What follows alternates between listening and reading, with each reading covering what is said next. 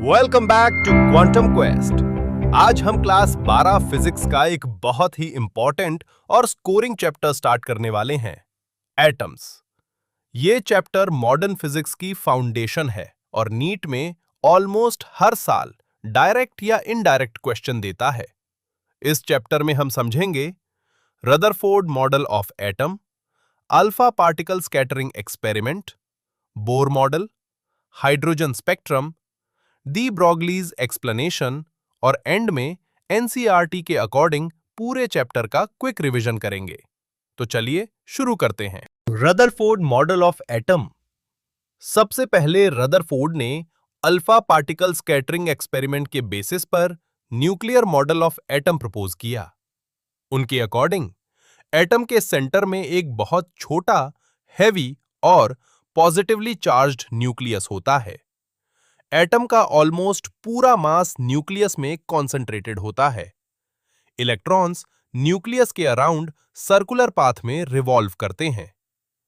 Nucleus का size atom के size से बहुत छोटा होता है।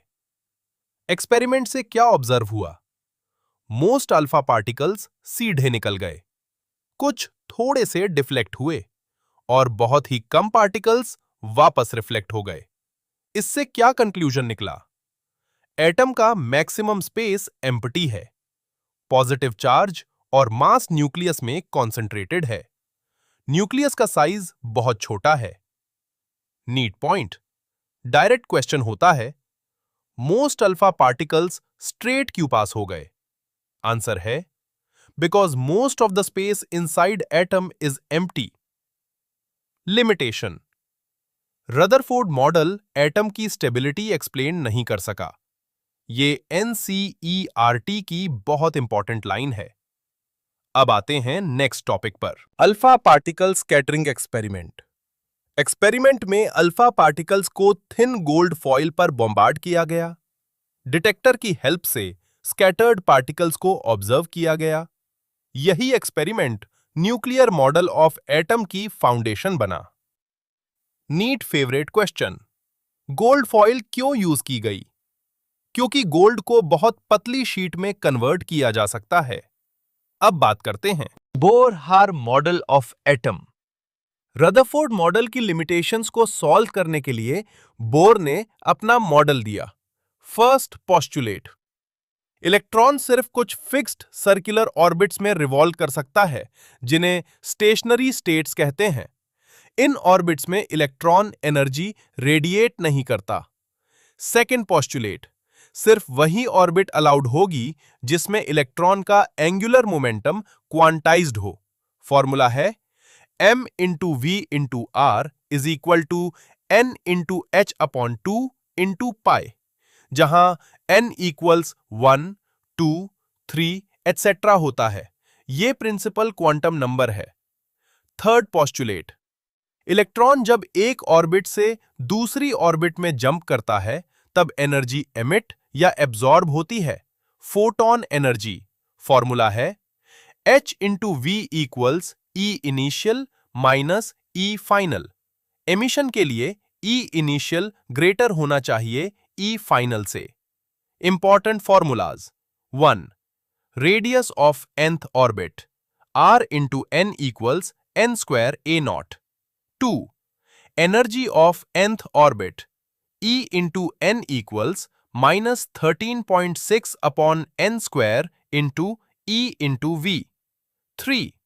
Velocity of nth orbit, V into n equals V1 upon n। NCERT की पॉइंट्स, जैसे जैसे n इंक्रीज होता है, रेडियस इंक्रीज होता है। एनर्जी इंक्रीज करती है, लेस नेगेटिव होती है। फ्री इलेक्ट्रॉन की एनर्जी 0 होती है। ग्राउंड स्टेट की एनर्जी -13.6 इलेक्ट्रॉन वोल्ट होती है। NEET questions, ground state energy, ionisation energy, radius of nth orbit, angular momentum formula बहुत फ्रीक्वेंटली पूछे जाते हैं। अब नेक्स्ट टॉपिक पर आते हैं, हाइड्रोजन स्पेक्ट्रम। जब इलेक्ट्रॉन हायर ऑर्बिट से लोअर ऑर्बिट में आता है तब फोटॉन एमिट होता है। फोटॉन की एनर्जी h इंटू वी बराबर E initial minus E final. इसी कॉन्सेप्ट से हाइड्रोजन स्पेक्ट्रम बनता है। Rydberg formula 1 upon lambda equals R into H into 1 upon N1 square minus 1 upon N2 square, जहां N2 is greater than N1। अब बात करते हैं स्पेक्ट्रल सीरीज की। 1 लाइमन सीरीज, फाइनल ऑर्बिट बराबर 1, रीजन अल्ट्रावायलेट होता है। 2 Balmer series, final orbit equals two, region visible light होता है। 3 Paschen series, final orbit equals 3, region infrared होता है। 4 ब्रैकेट सीरीज, फाइनल ऑर्बिट बराबर 4, रीजन इंफ्रारेड होता है। 5 फंड सीरीज, फाइनल ऑर्बिट बराबर 5, रीजन इंफ्रारेड होता है।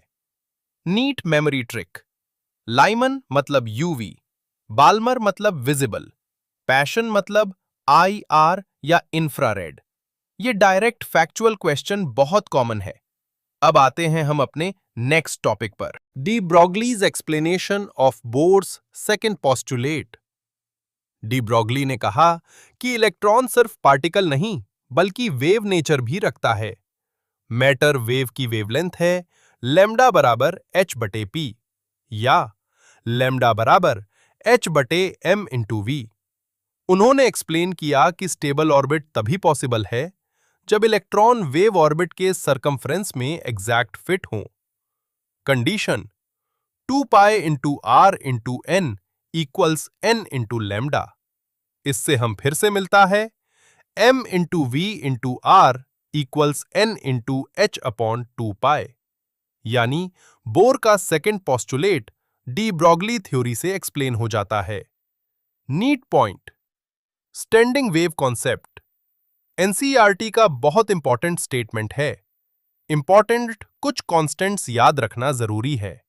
Bohr radius A naught equals 0.529 angstrom, Rydberg constant R H equals 1.097 into 10⁻7 metre per second, electron charge 1.6 into 10⁻−19 coulomb, electron mass 9.11 into 10⁻31 kilograms, speed of light 3 into 10⁸ metre per second, Planck constant 6.626 गुणा 10 की घात -34 joule second. NCERT chapter summary. अब पूरे chapter को NCERT के perspective से revise करते हैं।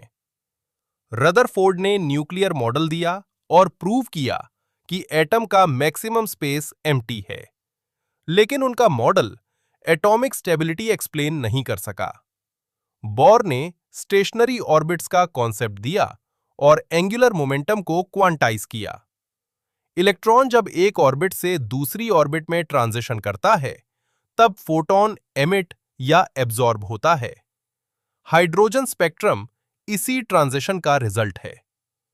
रिडबर्ग फॉर्मूला स्पेक्ट्रल लाइंस को एक्सप्लेन करता है।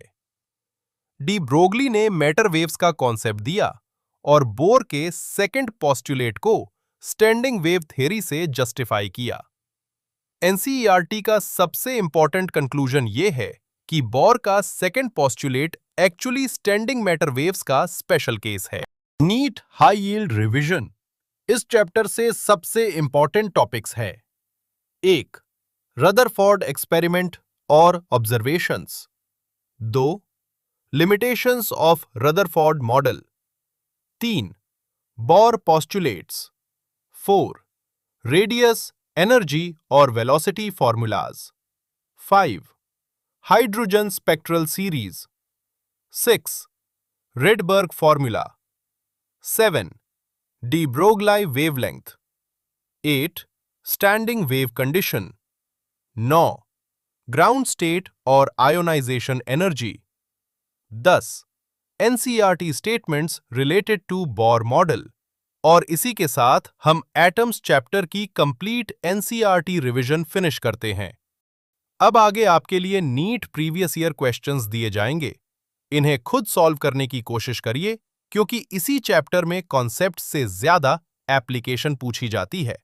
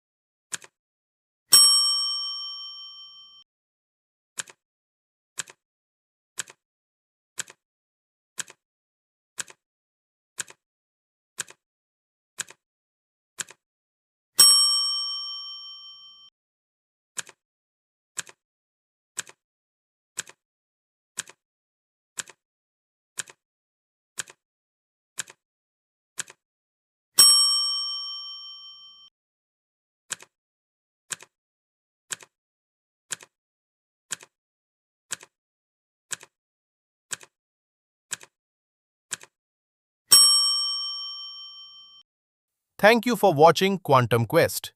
Keep learning, keep questioning, and keep exploring physics. NEET के लिए all the best.